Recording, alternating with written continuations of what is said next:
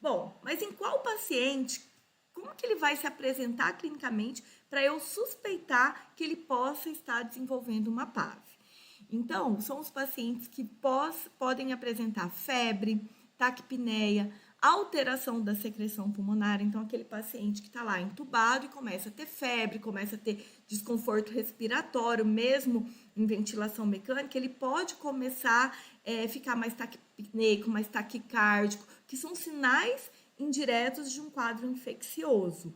E um dado importante é sempre eu reforço essa questão de equipe multidisciplinar, é sempre buscar com a equipe de fisioterapia, com a equipe de enfermagem, como que estava no momento da aspiração, tentar acompanhar uma aspiração desses pacientes para ver a quantidade de secreção, se está turva, se é aquela secreção purulenta, espessa, aumentou o volume de secreção pulmonar, são todos sinais de que possa estar apresentando uma pneumonia.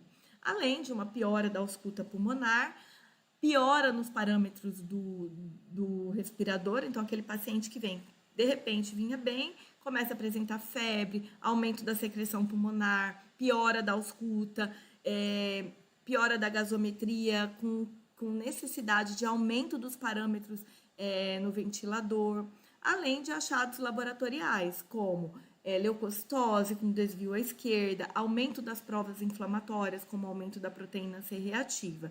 E aí você vai em busca desse diagnóstico que, além dos dados clínicos, vem complementando uma imagem, que eu vou fazer ou um raio-x de tórax, ou, se possível, melhor ainda, uma tomografia de tórax, onde eu vou identificar um novo infiltrado, uma condensação, tudo isso me levando, então, aos dados clínicos, laboratoriais e radiológicos de que o paciente possa estar apresentando uma PAV, que é a pneumonia associada à ventilação mecânica.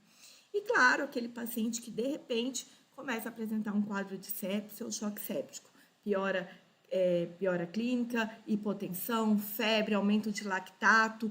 Então, eu tenho que buscar o foco da infecção por conta desse quadro séptico. E aí eu tenho que levantar a hipótese, sim, de uma pneumonia associada à ventilação mecânica.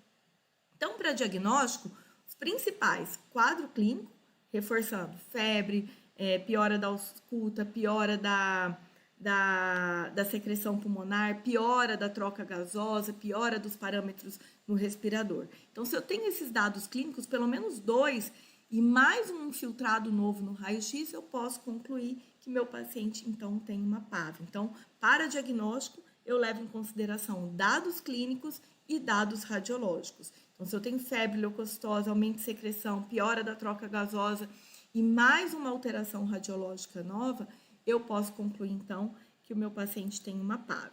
Lembrando que o raio-x, ele não é preciso e é muito difícil a gente avaliar um raio-x de um paciente entubado, um raio-x que é feito no leito. Até porque outras causas podem também fazer essa alteração radiológica, como insuficiência cardíaca, atelectasia, sangramentos, vasculite. Então, são todas alterações, causas de alterações radiológicas. Então, é muito importante eu ter cuidado e correlacionar a clínica, laboratório com a imagem.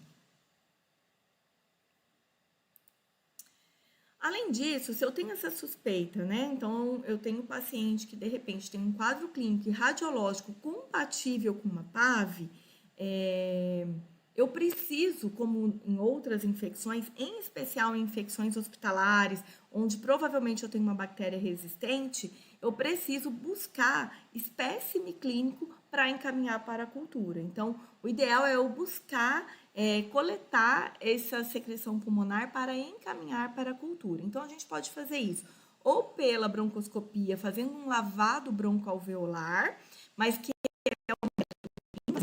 um método que eu dependo de um aparelho, de um médico para realizar, e muitas vezes também o paciente não tem condição clínica de fazer, mas é o método que a gente chama de padrão ouro, porque eu vou buscar um material do trato respiratório inferior.